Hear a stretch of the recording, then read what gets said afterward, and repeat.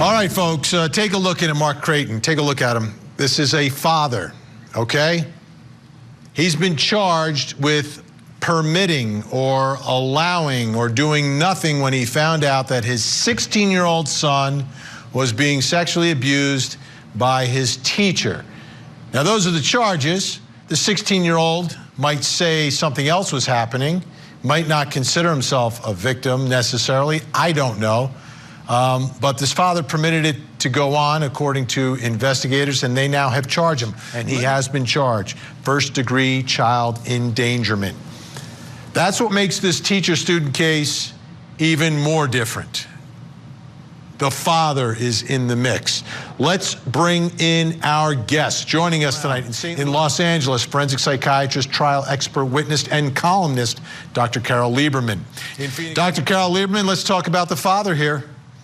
And what his statement is the same statement a lot of parents make, that, oh, if my child's going to drink, they might as well drink at home, right? Well, if my son is going to be sexually abused by his teacher, they might as well just do it here. Yes, yes. Well, the father is living vicariously through his son.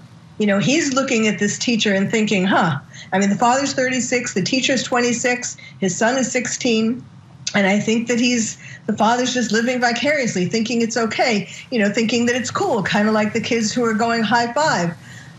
This is going to be very confusing. It is confusing already, and it's going to get worse for the victim. Because on the one hand, you know, he's gotten this approval from his father, and all the kids think he's cool. You know, teachers need to understand that, you know, if you're going to have sex with a kid and a teenager, you need to expect that they're going to brag to their friends about the scratches and, you know, about having sex with you.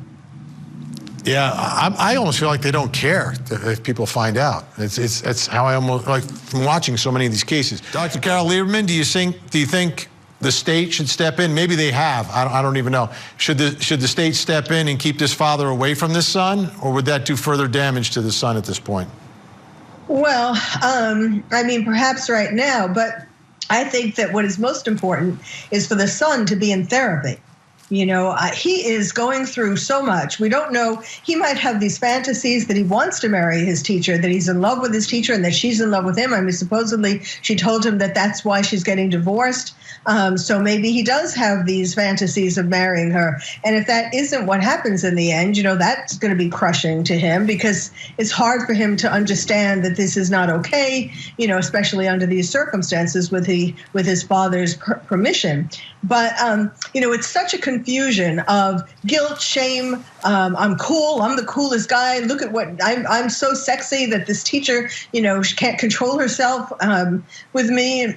She scratches me. She's just in love with me. She risks her career, you know, and her life, her husband, her children, all of this. She risks all of this to be with me. And if he suddenly gets a dose of reality that she isn't having those plans, that's going to be crushing, in addition, of course, to all the legal situation.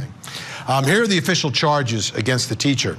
Second-degree statutory rape, endangering the welfare of a child, sexual contact with a student, and fourth-degree child molestation. Serious, serious charges. Dr. Carol Lieberman, she was married to a prominent family in that town. She had children. Why on earth a 16-year-old? What's going on with her, do you think?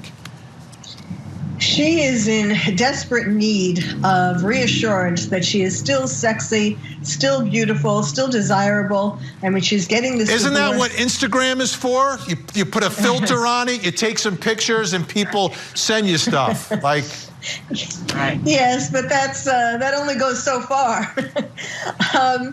You know, I think that one thing that strikes me is how she's a math teacher, because math teachers, people who are really interested in math, are usually more logical than she is. But that speaks to how desperate she was for this kind of attention and affection. Not only did she dress sexily, but apparently she was talking in class about very intimate kinds of things, like why she was divorcing her husband, just totally inappropriate in so many different ways. And, you know, she was just concerned with getting that feeling of, oh, yes, you know, even a 16-year-old, someone who's especially, and also a 16-year-old who's going to fall madly in love with me. That's very heady. Yes. Mary Kay Letourneau went to prison for 7 years. She got out, married Billy, and she only had one victim. So these cases are they're just different, clearly criminal. There was a book written about these two. It was called Our Only Crime is Love, sold as a love story in France, sold as a crime story here. Yeah. Dr. Carol Lieberman, we only have about 20 seconds here. Okay, well, I was just going to say, Macron married his teacher, Emmanuel Macron, in France. That's right. That's right. She was 25 years older than he was. Crazy. Unbelievable.